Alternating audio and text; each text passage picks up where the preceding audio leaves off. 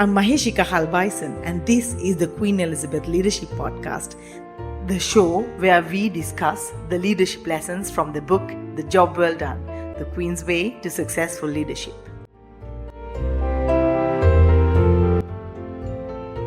It's amazing how relevant Elizabeth II's approach is, even if, we're not running a country. Exactly. It's pretty cool. And Chapter 4, Pursuit of Perfection, that's what grabbed me right away.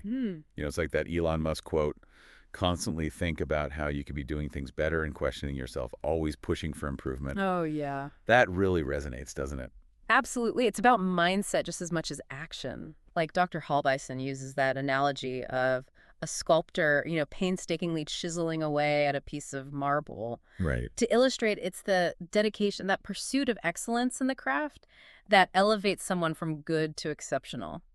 And the Queen, she wasn't just talking the talk. The book talks about her, how meticulously she cared for her gas mask during World War II, like cleaning the eyepiece every single night. Wow. It makes you think even something as seemingly insignificant as cleaning a gas mask, she treated it with importance. Right. It highlights a commitment to doing everything to the best of your ability, don't you think? It's not just about the task itself, but the underlying principle. Remember that anecdote about the weighted sheets she used to prepare for carrying the coronation robes? Oh, yeah. That's foresight, dedication to doing things right. Yeah. And it allowed her to carry herself with such grace and confidence on the world stage. It's incredible. She brought that same level of preparation to everything, from the big events to, as Dr. Halbeisen pointed out, even learning the family trees of racehorses. Oh, wow. Before meeting their owners. That's wild. What's fascinating is that this commitment to preparation wasn't about showing off for the Queen. Yeah. It was about respecting others and recognizing that knowledge, even seemingly trivial knowledge, has power. That dedication to knowledge really shines through in the next section. More than a pretty crown, the power of knowledge. Yeah. This was where things get really interesting for me. Yeah. What stood out to you in this part? Listen to her name.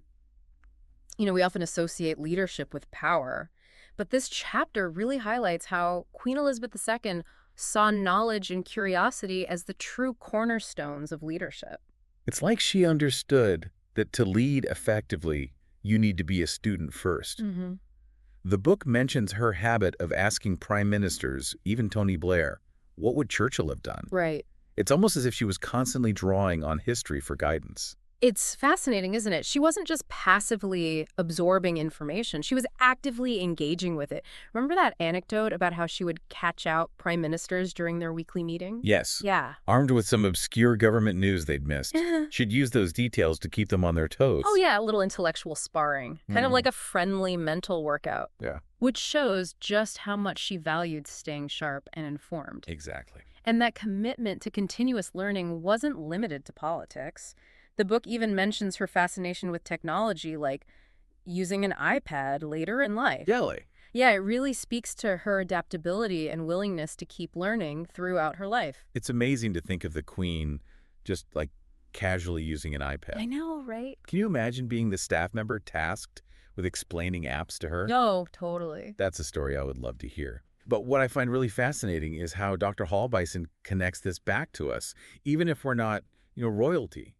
He brings in all these modern figures to illustrate how this pursuit of knowledge and excellence translates across all fields. He does. It's not every day you see Queen Elizabeth II mentioned alongside the likes of Steve Jobs, Cristiano Ronaldo, and Mr. Beast, right?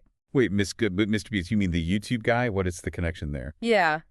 It might seem like a strange comparison at first, but it perfectly illustrates how this dedication to one's craft can manifest in completely different arenas. Okay. For Steve Jobs, it was about the elegant design and user experience of Apple products. For Ronaldo, it's the relentless physical training and self-analysis that keeps him at the top of his game. And for Mr. Beast, it's that meticulous attention to every detail of his videos, down to the thumbnails, all in the pursuit of creating viral content. I never thought about it that way. It's all about striving for excellence in their respective domains. Yeah.